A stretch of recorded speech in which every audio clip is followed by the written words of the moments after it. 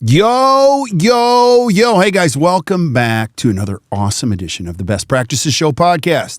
Our goal here is to bring you great information so that you can use it on a daily basis to improve your practice and your life. And with that, do you have challenges in maximizing collections? It's a huge part of your practice. You have to teach people how to pay in a very healthy way. Well, today we have an amazing coach on. Her name is Ariel Juday, and she walks us through the 3 keys to maximizing collections. Please listen to this. I hope you guys enjoy it, and we'll see you soon.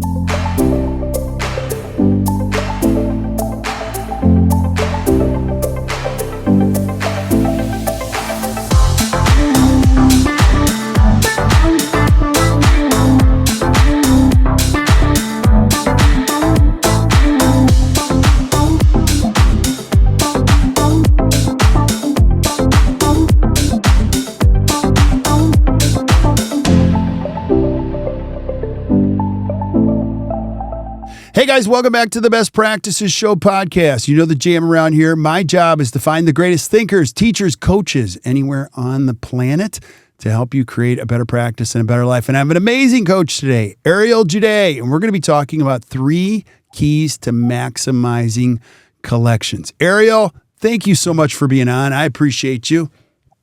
Yeah, I'm glad to be here. Got volunteered to talk about collections, so I'm happy. Yeah, and what you guys don't know is that Ariel and Robin on our team have been leading this office manager study club, and it's exploded. So they finally let me in today as a guest to watch it, and I was so proud. I was like, woo! And it was magical what you guys did, and we'll talk more about that at another time. But today we're going to be talking about collections. Now, Ariel brings a whole level of expertise to our team. You know, a lot of our team, they're always great in different areas. And Ariel, you just bring a whole lot of the administrative, business, money side of things. And you do it so well. So you guys are listening to this podcast. I'm going to encourage you to grab a pen and take some notes, because when Ariel talks, you're going to want to write this stuff down. So let's go here first, though, Ariel. Why is maximizing collections so important? Well, I think, right, because one, collections are what run the business, right? A lot of times we think about production and we need to produce, which is great. But if you're not collecting what you're producing, then in the end, you have no cash flow. And that can be a struggle for a lot of teams.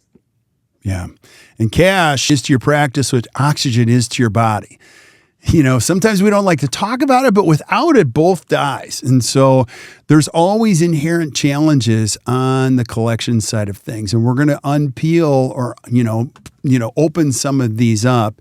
And, another thing that we always talk about here is that there's always a discrepancy between what is possible and what's happening. We call them opportunities, but let's say you have a team member who's working at the front and you start to realize, she's awesome or he's awesome, but we're only collecting 94% of what we could, and every percent comes directly out of actual profit, right?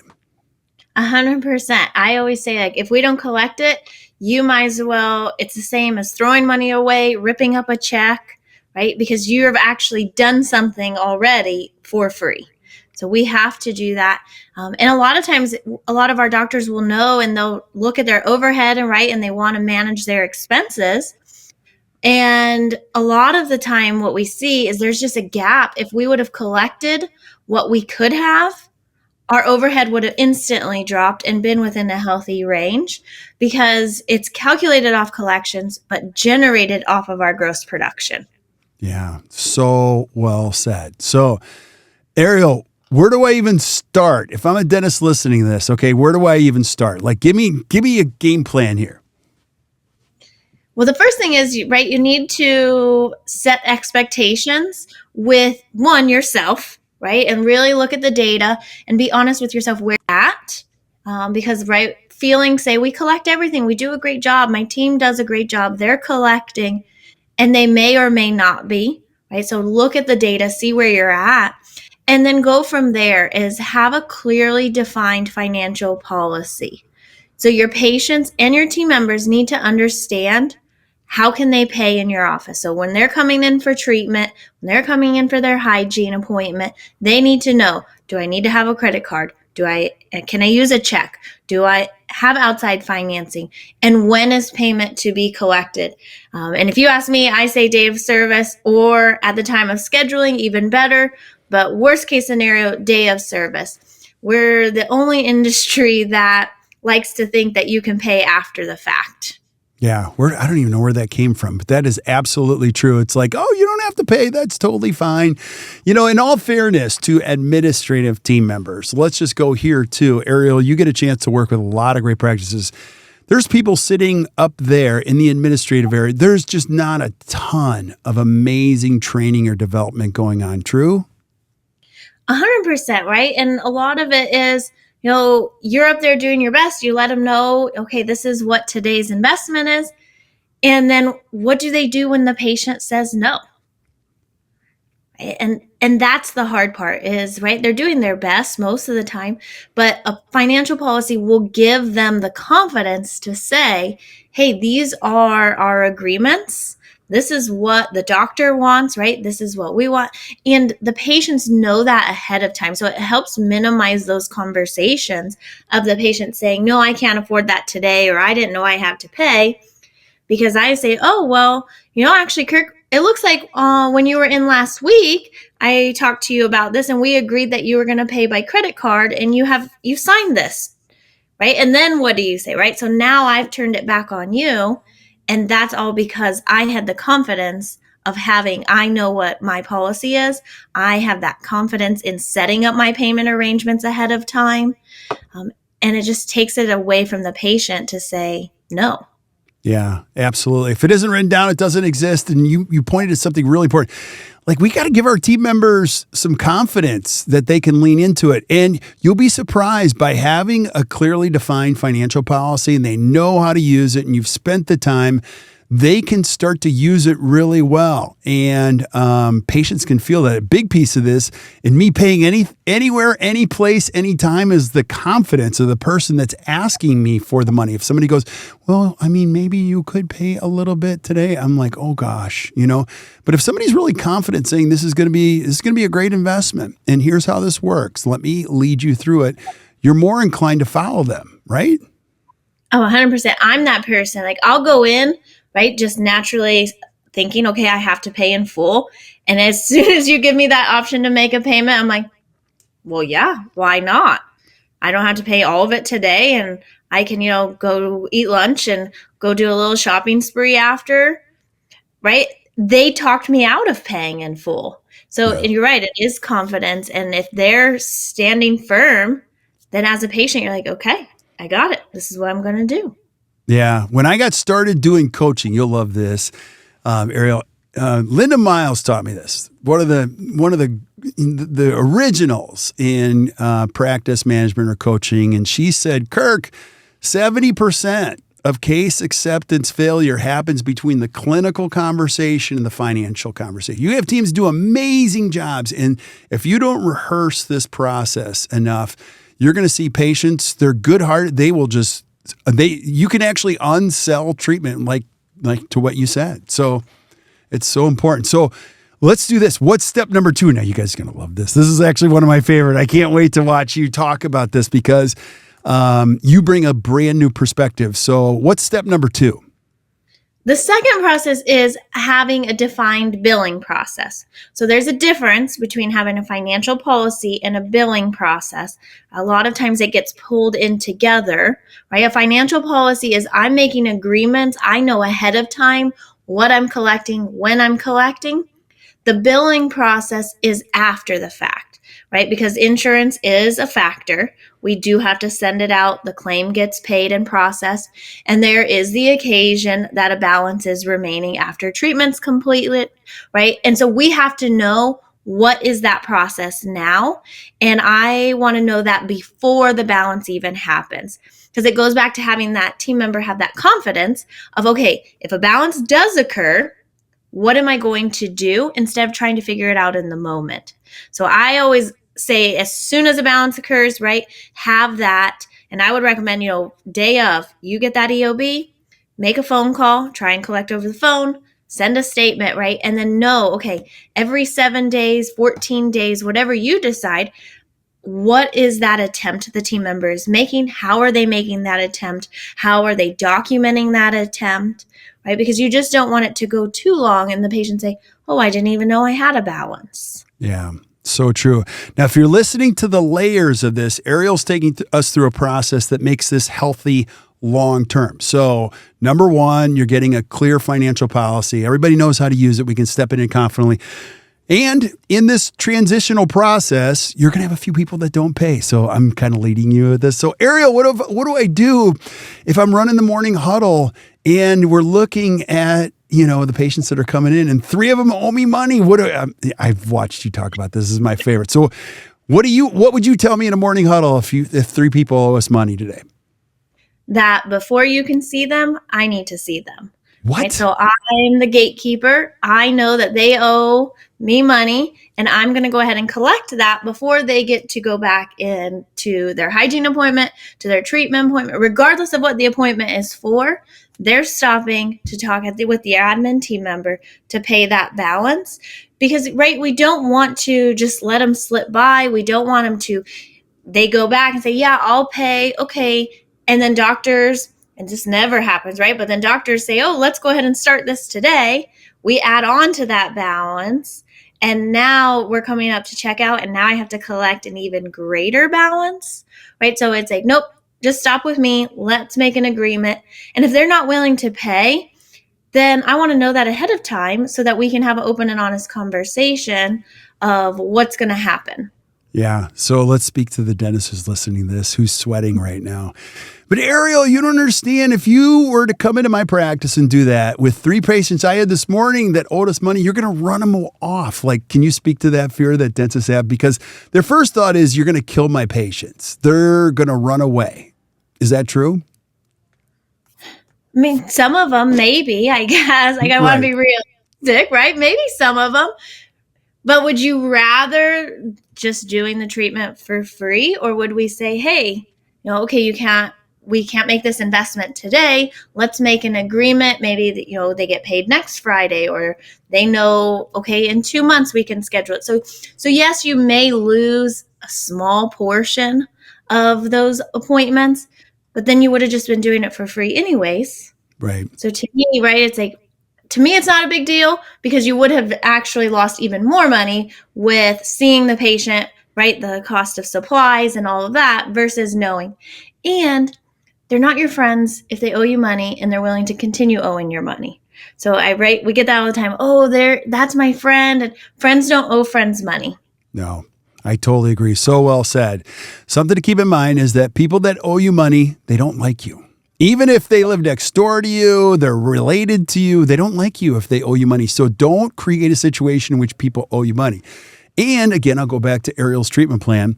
If you did it right from the beginning, you wouldn't get to this place where maybe 1 or 2 of them would run off. Our goal with this is to help you see clearly and create healthy relationships. It's always better. The more you do up front, the less you have to do later in this whole process. So I love this. So what's step number 3, Ariel?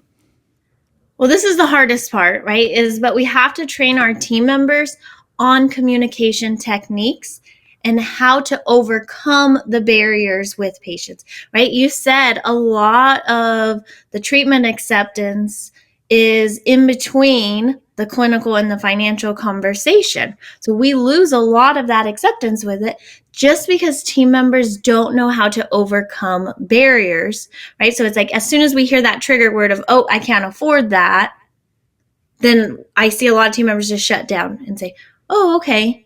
And that may or may not be true, right? They may not be able to afford it today. They may be able to, afford it next week.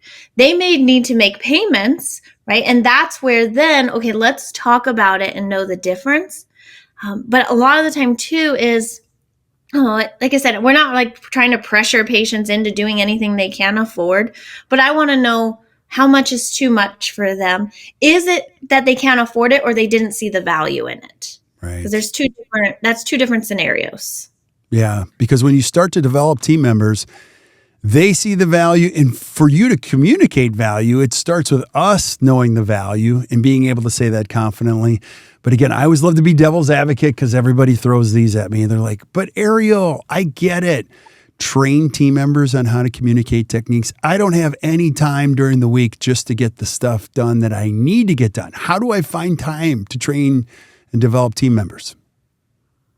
Well, I think you go to the deeper meaning. If you don't have time to train them on overcoming these barriers, then you're not wanting them to collect. Right. Like if they can't overcome this barrier, they're not going to be comfortable collecting, especially for some of those patients that can be a little harsh, right? So they have to learn how to stay strong, right? Calm and gentle. And that's hard when someone is coming at you saying, I can't afford this, and you're just trying to take my money and you don't understand, right? So that's where we have to teach them, like, hey, just breathe, right? Let's listen to them. Let's ask, some open-ended questions and get there. But if you don't have time to practice that, it's not going to happen in the moment. It's not a skill you can just learn on the go. Yeah, I totally agree. And like so many other educational pieces that we've done together, overcoming barriers is part of any role. Now think about this.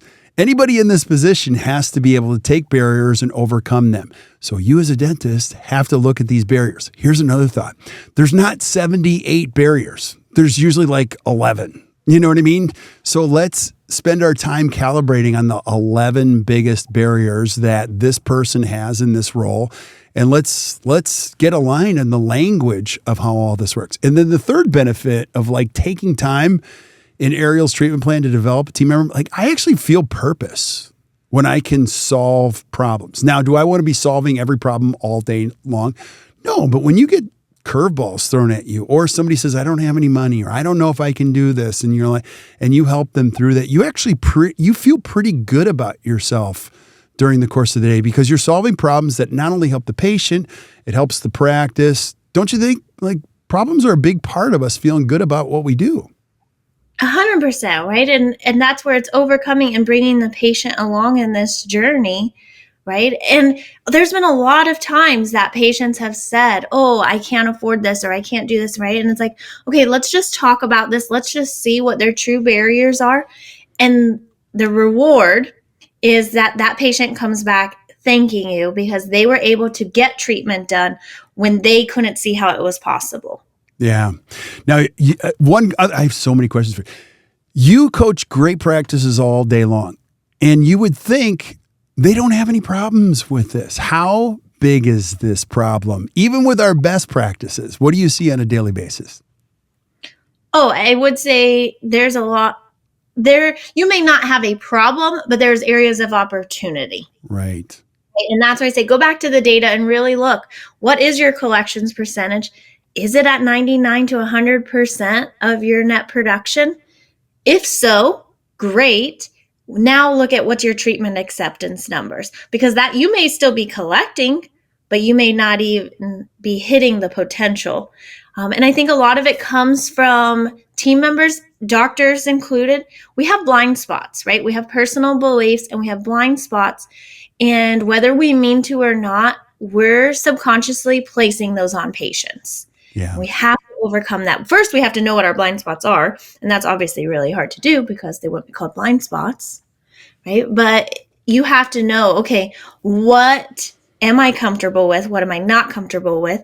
And sometimes with doctors, they have, right, this personal belief. And sometimes their admin team members can overcome that if the doctor just stayed out of it. Yeah. I was going to say something less intelligent than you said, but that's so true. And I think in limiting beliefs, sometimes when both or all the team members have limiting beliefs, that's tough. And that's why you get a coach to relieve you of those or, help you think bigger. But think about this. If you have somebody that follows Ariel's treatment plan here and they like, wow, that actually worked. Think about the impact that it has on the practice. There's a good chance that a great admin team member is going to come to you after 6 months of doing this treatment plan going, you know what? I think we should raise our fees. And you're going to go, what? Yeah, you don't charge enough. And you know what? Here's another thing. You shouldn't talk about money. And I'll be transparent. Like, I'm the last person here at Act Dental that should ever talk about, I want to give it all away all the time, every day. And so it's important to have somebody who is growing their skills and their confidence around this, because it makes everybody better. So this is so good, Ariel, and so important in a healthy practice. Give us some final thoughts. What are some of your final takeaways?